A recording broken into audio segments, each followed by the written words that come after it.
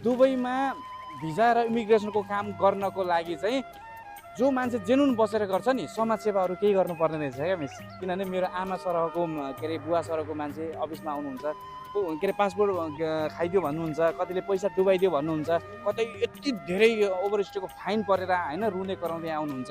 अनि कतिपयको त तपाईँलाई थाहा छ मिस, हामीले डुबिसकेको पासपोर्ट पनि निकालेर उहाँलाई भिजा लगाएर सेभ गरेको छौँ। जाँदाखेरि खुसीले एक थोपा आँसु झार्दै जानुहुन्छ नि, हो त्यो कुराले चाहिँ मनमा अलिकति शान्ति मिल्छ क्या। कुनै पनि सेक्टरमा बसेर मान्छेले पैसाकै लागि मात्रै काम गर्छन् भन्ने पनि हुँदैन क्या मिस। र मैले काम गरिरहँदाखेरि लगभग 18 महिना जति भयो होइन, 100% जेन्युन काम गरिरहेको छु। तपाईँले देखिरहनु भएको छ होइन।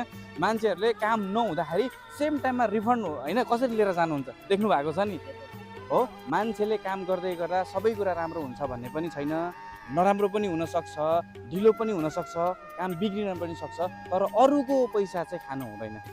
मूल मन्त्र अरूलाई दुःख दिन चाहिँ हुँदैन। सकिन्छ सकिन्छ भन्नु पर्यो, सकिँदैन सकिँदैन भन्नु पर्यो। अब बुझ्नुभयो?